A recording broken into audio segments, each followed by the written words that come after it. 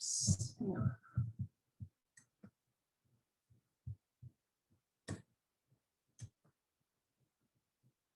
Now, I'm hoping that worked. Can you see my slides? Yeah? Okay, awesome, awesome. That's great. So thank you so much for inviting the Career Center to come and talk about CVs and resumes. And students who've been waiting, you may have heard me say that this is a brand new session. No one's asked us to do before. So this is great because it's always good to know, to hear from students what it is you're curious about. What do you need to know? So thanks for this opportunity. I'm Felicity Morgan. I am a career counselor at the Career Center. I'm also the director. So also this is fun for me because I usually don't get to do lots of workshops. I usually do all the directing kind of stuff. So it's kind of fun to do something different. As I was mentioning before, but just in case you didn't hear me or you joined after I said it, I'm really open to you asking any questions along the way, open to you using the chat or unmuting yourself or putting your hand up. And Brendan and Lydia are going to help me make sure that we see everybody's comments and thoughts along the way. So please, it's very informal and it's a small group of us, so don't feel inhibited. Please ask any questions or make any comments as you wish to along the way. One thing we usually like to start our workshops with is just to kind of let you know generally that we see career in a really broad sense. So you might think, oh gosh, I can only come and talk to the Career Center if I have a very specific question, I'm, really thought it through already and all this other stuff in my life, will they even be interested in that? And the answer is definitely yes. You don't have to have everything thought out before you come to talk to us. Even if you really don't even know what your question is, please just connect with us on live chat or give us a call. And I've put our contact info at the end of this presentation. But also we really know that there's lots of things impacting your career, things like your commute, well, not right now your commute, but generally our commutes that we have to make, family, the responsibilities you have, part-time work, sometimes maybe even full-time work that you're doing, things like your identity, a disability, financial struggles, academic struggles, any of those things could impact your career. So please feel comfortable to identify those as you wish to anyone that you're talking to in the Career Center, and we can really help you out. You can book one-to-one appointments with our career counselors and discuss things. Of course, they're all virtual, but it's your opportunity to get a really good tailored session in there. So please don't hesitate to connect with us no matter what your situation is. So what I'd like to cover today, and we have about 45 minutes or so, we want to look at the differences between CVs and resumes. Look at a CV, a sample one that I put together just to kind of get your thoughts and thinking kind of like that employer who might be looking at it or the academic committee that might be looking at it for post-graduation further education. We're going to look at the sections of a CV, how to gain relevant experience, and how the Career Center can support you. And again, any questions along the way, feel free. So just to start out with some basic differences, CVs versus resumes. So CV is actually Latin, curriculum vitae, and I don't speak Latin, but what I understand, it means the course of life. Sorry, and you'll see sometimes my eyes kind of going around. It's because I've got a few screens going here, so I want to make sure I cover everything. And a resume, so CV is course of life, and a resume means a summary. So even right there, you can kind of see the difference between the two documents. So a CV, its length is typically not restricted. It's more of a descriptive document, whereas a resume, it's usually a couple of pages, 1 to 2, depending on where you are and what industry you're in, and it's usually more concise.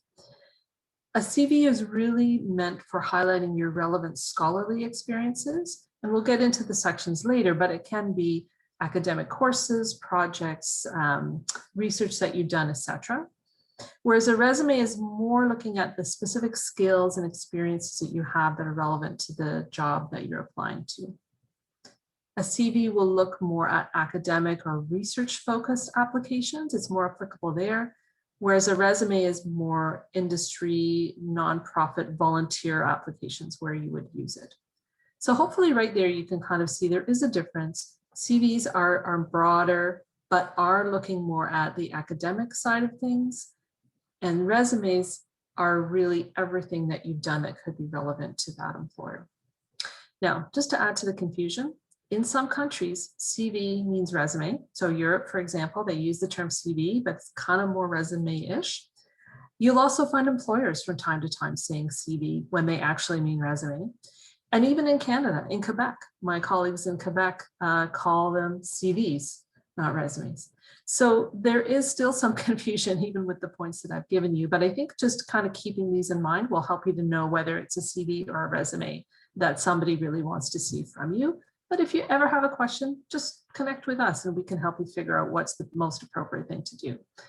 I think the other thing that's important to state too is that at the undergraduate level, most of us are kind of using a resume with some CV-ishness in it, if that makes sense. So we're kind of using our resume to start and we're inserting our academic experiences in there, but we don't usually at this stage have a full-blown CV with all of the research and the papers and presentations that somebody in a master's, PhD or beyond program would have at that stage. So I hope that gives you some clarity, but let's look a little bit further about on CVs as well. Okay, so actually I'm just going to stop sharing my slides and I'm going to pull up a Word document because what I thought would be helpful is if we have a look at, I just have to move things around on my screen. If we have a look at a sample CV and you can kind of get a sense of what it might look like, but I also want to hear your opinion, like what you think of when you look at this CV as well.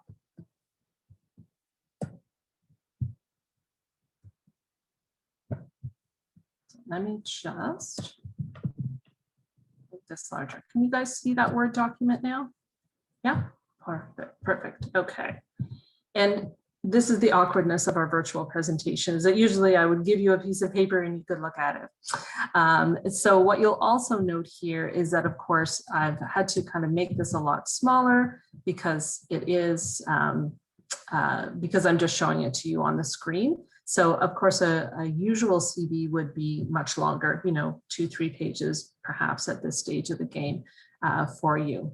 But this just kind of starts to give you a sense of things. And I'm just going to make it a bit smaller so we can see, and I'm hoping that's not making it too small for people. Can people still see that okay? Yeah, if anyone's on their phone, I know that might be difficult. So my apologies there, but it's just to kind of give you a sense of things. So my question to you now is when you look at this sample CV, what are some of the things, good and bad, that you see? What are the things that you think would work in this CV and what are the things that perhaps wouldn't work so well? And if you just want to put your thoughts in the chat, some of them are really obvious and some of them may be a little more nuanced. Awesome. Oh, Christabel is saying, can I send the file here? I probably won't send this file because this is not a great sample of a CV. But certainly I can give you some links to look at good CVs. I'd rather give you the good stuff than the stuff that we're criticizing today. But a good question. CVs. Okay. Any thoughts on what people like about it or don't like about it?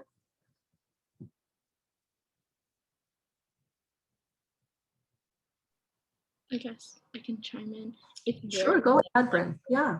It's very similar in format to a resume. Because if I was looking at this, I was like, this is how I'd format my resume, being like education, like this is what I did, this is what I did. Yeah. And then I guess beyond like basic formatting, it's good because it's very straight to the point. But obviously there's some like formatting errors, like the 1st September and April dates are not aligned and stuff like that. Yeah, so CVs, the basics are still important. Make sure that you don't have any typos. You might notice here, I mean, Word gives it away. There's a typo there. These are not aligning, as Bryn just said, and those are all really important pieces. So that is something they both have in common. Formatting, making sure you don't have typos, both important for both types of documents. Any other thoughts, like when you perhaps look at like this description of their research experience, is there anything in there, like do you read that and think, okay, I understood what they did, or do you have any more questions about what they might have done? I'll blow that part up just so it can be more visible.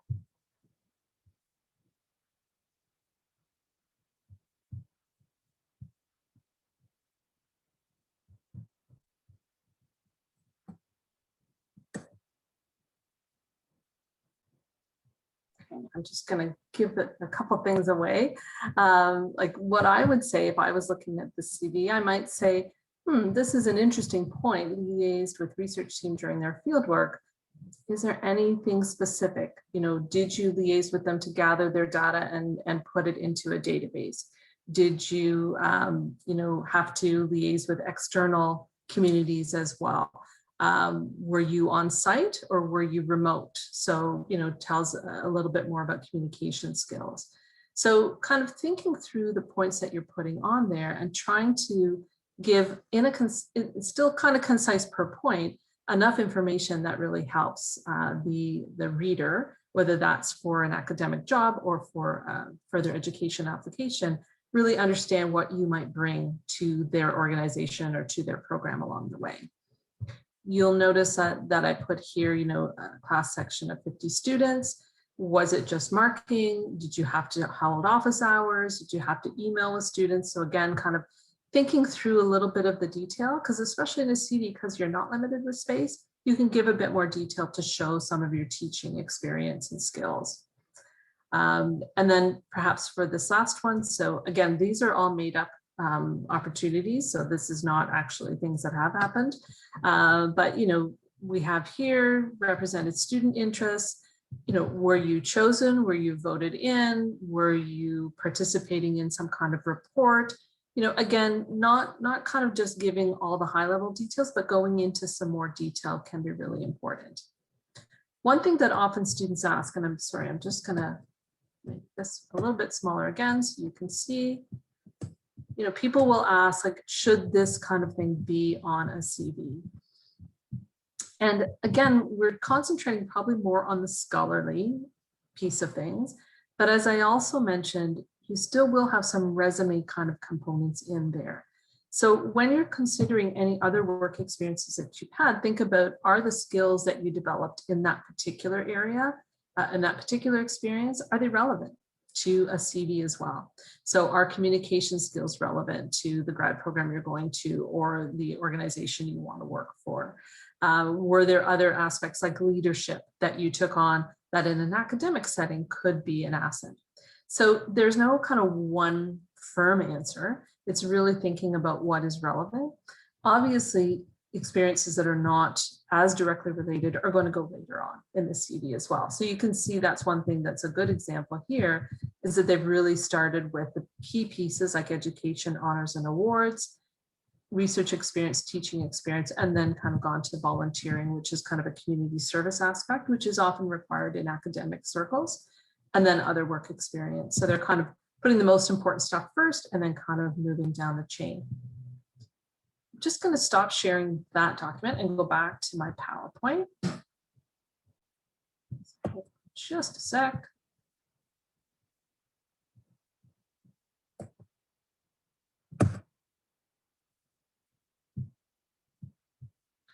Sorry.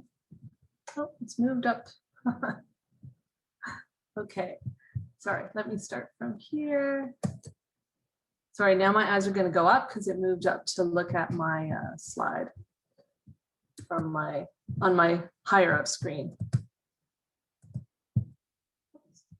Okay, so just to kind of go over some of the pieces we talked about just now, but just to make sure that we do have everything. We've got the basics, as I mentioned, so no typos, no grammatical errors, the format that really just helps the eye move through, and making sure you're using professional language.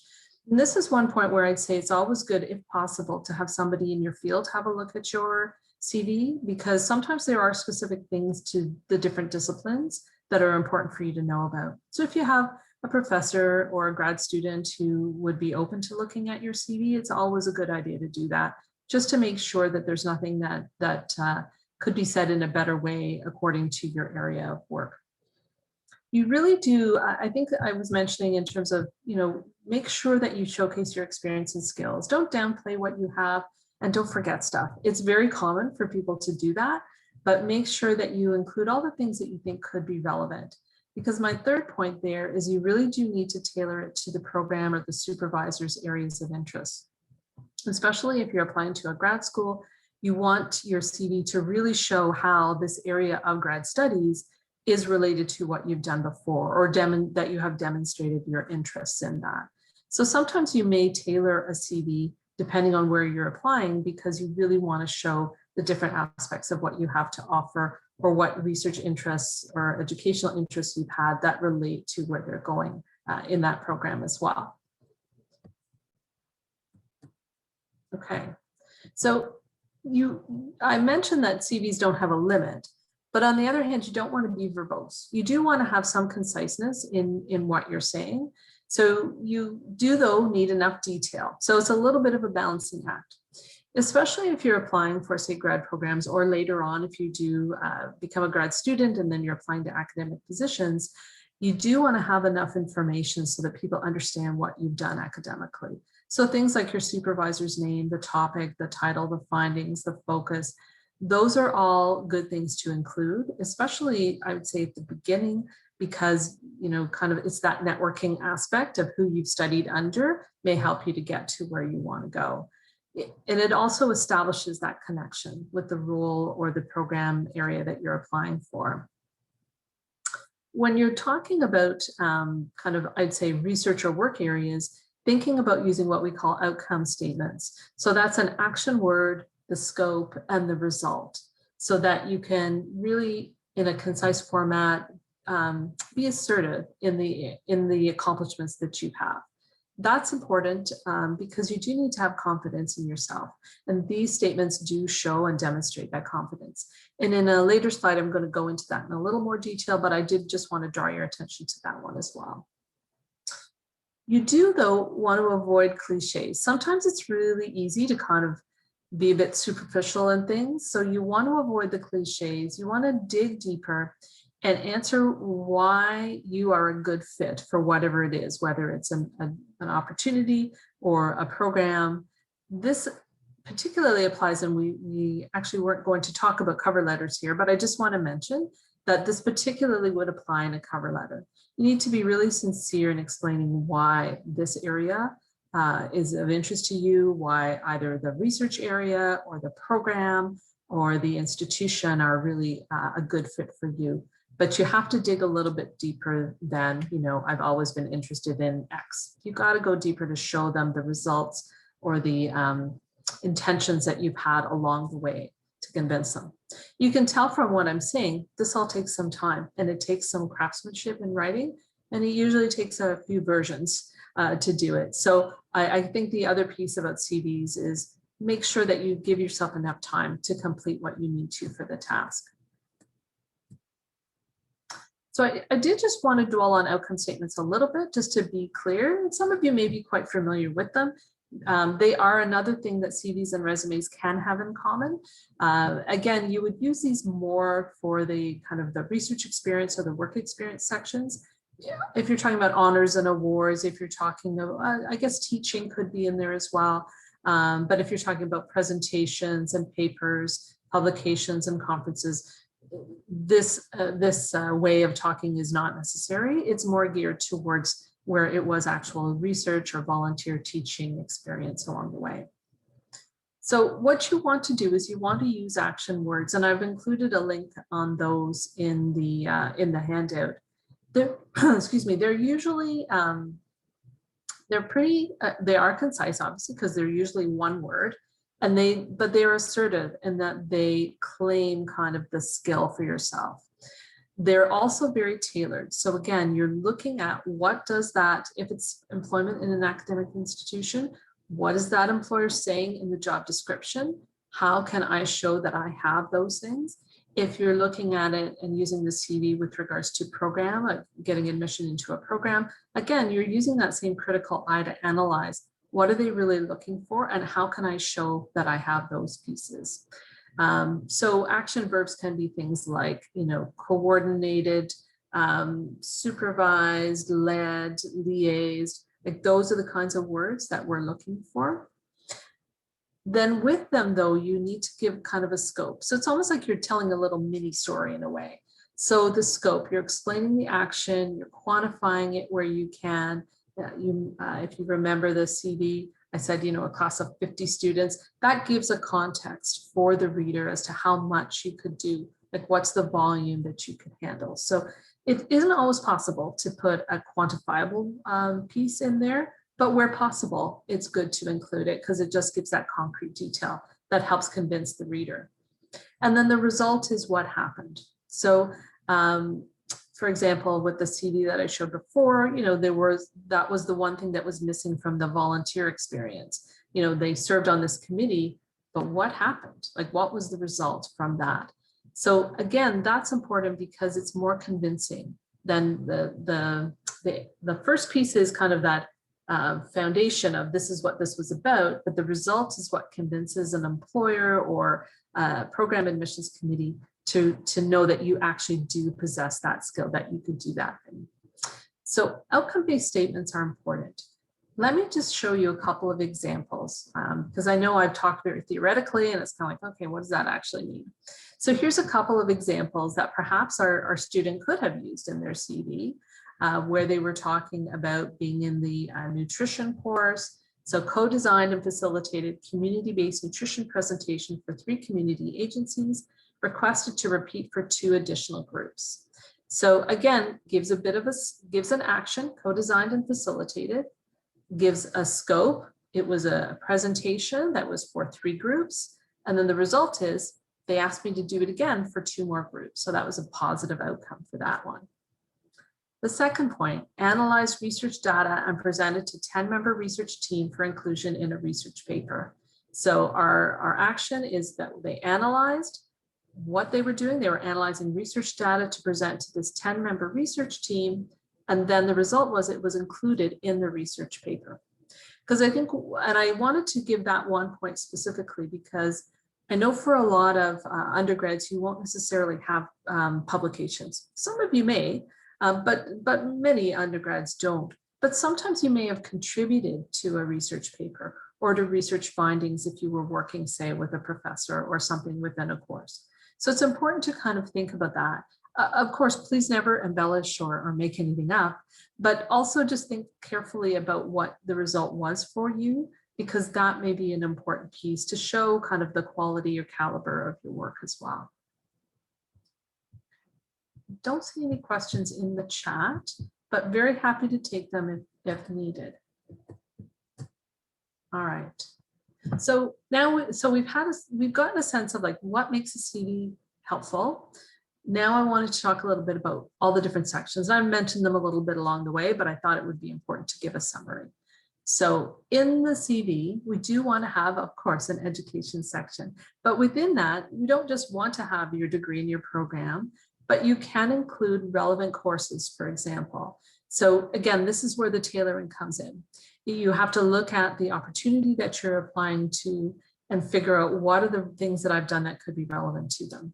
So for most academic positions and for most further ed programs, things like thesis courses, independent study, those are very helpful because that does show that you're operating at kind of the highest level for an undergrad. That's most like a graduate student, because if you become a graduate student, you have to do a lot of independent work. So a thesis or independent study course helps to prepare for that.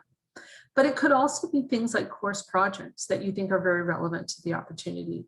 Let's say you're applying to a research assistant position with a professor. So showing course projects that showed either the same types of skills that are needed or the same area of study, those could be really valuable to you. Things like honors and awards. And again, we don't all have all of these things, but if you have them, make sure you do put them in there. That shows kind of that high level of academic achievement that's important for all of these areas. You want to show your research and training interests, and that might be in research things that you've done within courses. So it could, if you did something that was much more detailed, you could put coursework in here, but it could also be either paid or unpaid experience you had with a professor. You do want to kind of show that connection. I think that's what we're trying to get at with this, showing research skills, but also showing connection with the new area that you hope to go into. Relevant experience, research again could be in there, but also could be community-based experience. I think particularly for anthropology, it really depends on what area of anthropology you're looking at. Sometimes connection to community is quite important. So that could be an important aspect to include. Things that I'm sure you have thought of: publications, presentations, posters, conferences, all those kinds of things could be included as well. Don't forget poster presentations you do within your undergraduate courses. It doesn't have to be external conferences. It could be internal things to your courses or to the anthropology program or UTM itself. Some more things you could include: certifications, professional associations. There are many professional associations out there, and they often will have student memberships. So it's, even if you're not involved in one right now, have a look around or ask, your TAs, your profs. They may know of some associations that it could be valuable for you to join. Teaching assistantships, of course. Any service pieces that you've done. So if you've served on a committee or you've done some volunteering, I think even being involved in your student association, your academic association society, that is also a valuable piece because it shows that kind of extra interest, especially, not right away, of course, but when you're applying for academic positions, they are looking for people who want to do that service component. So that could be important as well. Work experience, as I mentioned before, could be included, doesn't have to be. It's kind of a judgment call that you'll have to make as to whether you want to include that or not. Don't forget things like these relevant skills, like languages, again, depending on the kind of anthropology that you're studying, those could be quite relevant. Lab skills, computer languages, or different programs that you know how to use, or platforms, especially things, again, depending on things like data analysis. Those could be quite important skills for you to have and show. And references, now I said as noted because I was doing some research and there wasn't kind of a clear direction for anthropology. Many CVs for academic purposes do include references within the CV at the end. Different examples that I saw, some had them, some didn't. So I would just say, one, of course, if the application required you to submit references, then for sure you would do it.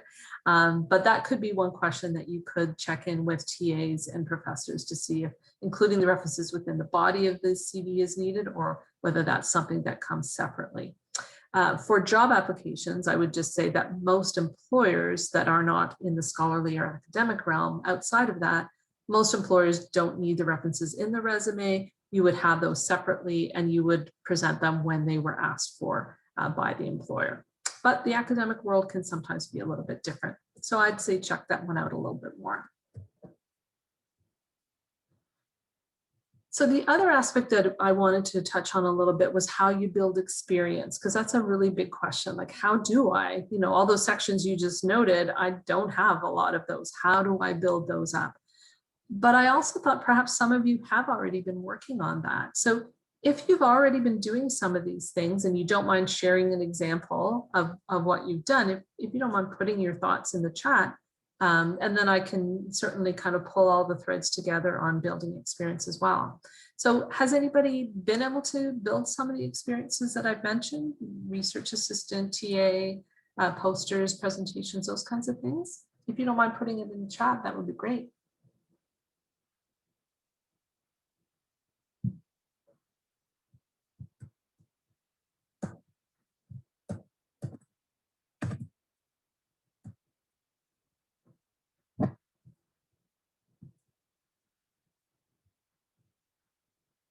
Just going to give another minute because I know it's easy for me to say it and then it might take a while for anyone to type.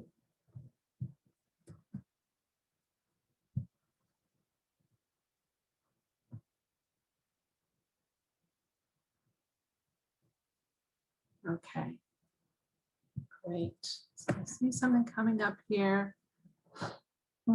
So yeah, Lydia, for sure. Working on campus with the IEC, being part of the exec team for student societies for sure. Interviews for the Anthro Journal, submitted publications. Oh, wow.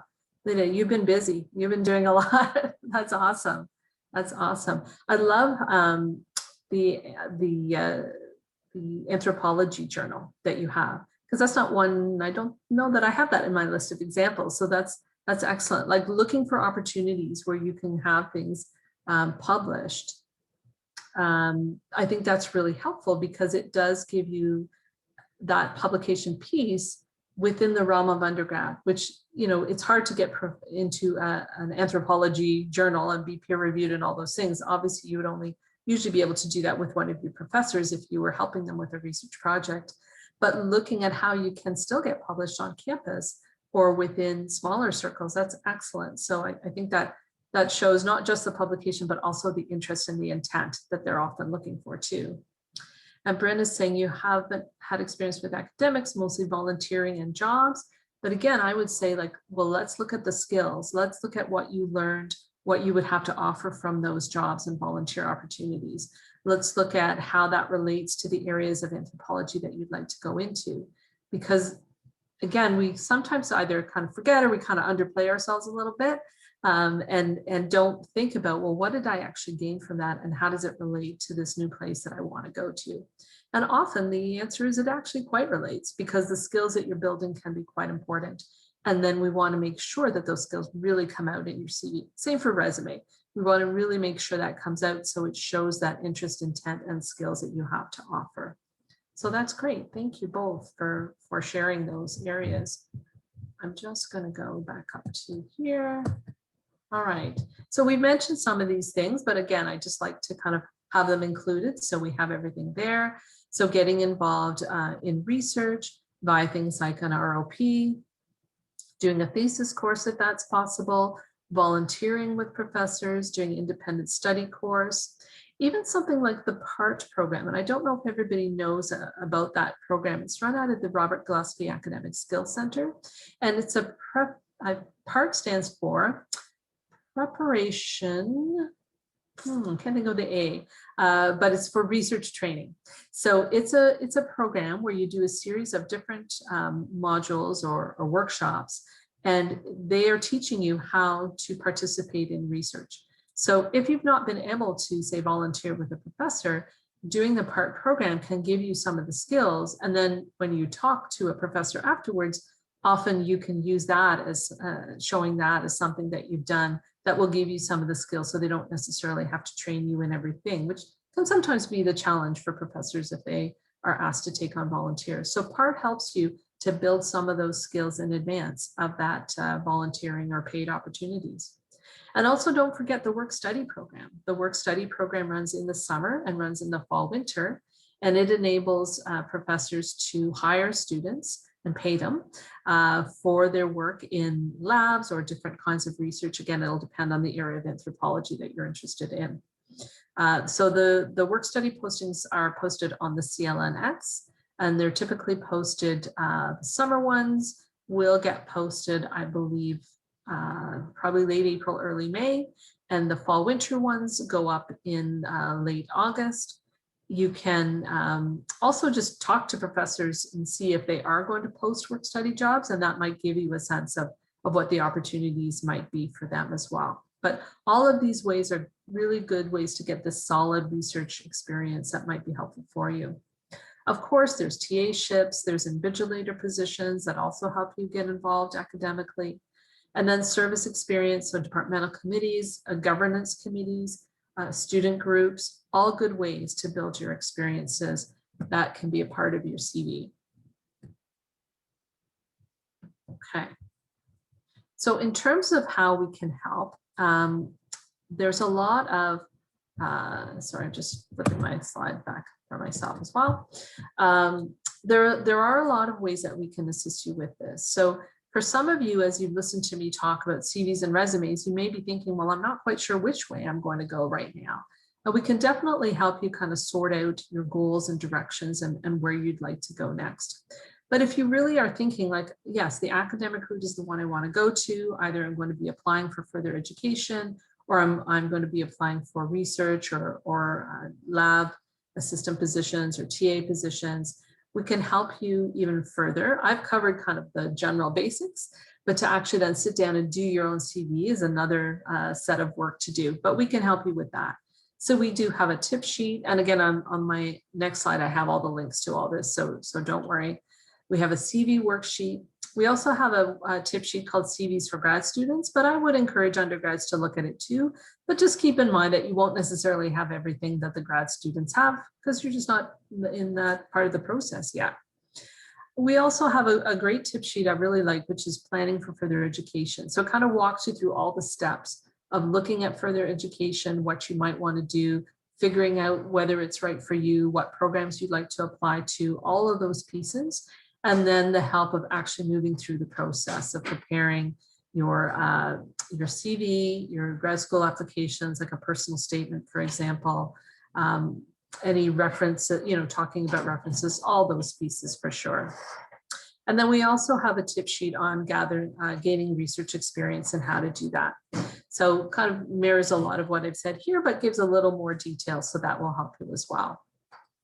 And then I mentioned personal statements. So we have a personal statement workshop that we do on a regular basis through the term.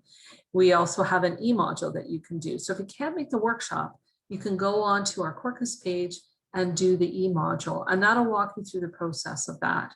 And then you can come in and have a critique with your personal statement and with your CV and really help you to kind of hone that document towards the area that you're in. Because I hope one thing that you've heard from me today is the importance of tailoring, really making sure that your document matches what that either employer, if it's an employment opportunity, or further education admissions committee is looking for, and trying to bring everything that you have out onto that document in a way that really I think is tailored and relevant to that reader. So we can help you with that process, and you can have several appointments each term to work through these documents with us. We can also, as I mentioned, help you with career counseling. If part of your question is like, I'm not really sure where I want to go, this might be an option, but I don't really know yet. That's exactly what we do in career counseling. Help you figure out like, what are your goals? What do you really want to do? And then figure out whether it's further education or work or other combinations that are right for you. And then help you get onto that path along the way. And you can use our services for 2 years after you're graduated as well, which is helpful because a lot of folks graduate and try a couple of things out, but then want to come back and chat a little bit more about options once they've actually been in there. So you can come and do that as well. That's not a problem at all. So as I mentioned, I have all the links on this slide, and this is what will be in the PDF. So tip sheets, our further education section, career counseling. And then also I did throw in our resume and cover letter resources because in there you will see the list, the worksheet for action verbs and for outcome-based statements, if those are areas that you want to look at a little bit more. All right, so to kind of wrap up of my active part, but again, I'm very much here for any questions or concerns that people have. We have about 10 more minutes, so that's great. You can certainly look at our website, and then on our website, you'll see a little live chat button that comes up in the bottom right-hand corner. That's staffed generally by our student staff, sometimes by our professional staff, but you can use that to ask any question that you might have about resumes, about CVs, about career planning and job searching, like whatever your question is, or even if you're not quite sure what your question is, just say, you need some assistance with some aspect of your career planning. We're happy to help. You can also give us a call. 905-828-5451 is our front desk, and we can answer any questions that you have, and we can certainly book you appointments as well with career counselors and resume critiques, personal statement critiques, CV critiques, all of those things you can do. Just give us a buzz. I will put a link to an evaluation for this session in the chat, just because I do, as I mentioned, this is a brand new one. So we kind of want to know, like, did this help? Were the things that we covered, were the things that I missed that you'd like to know more about? It's the only way we're going to know how to improve our sessions. So definitely would be happy to hear any feedback you have. So I'm just going to put that in the chat now. I'm just going to stop sharing my screen, but I'll be happy to go back to it if that is needed by anybody. And I'm also really open to any questions. Is there anything that I can clarify? Is there any questions that folks have that they would like to get answered? More than happy to spend some time answering your questions as well.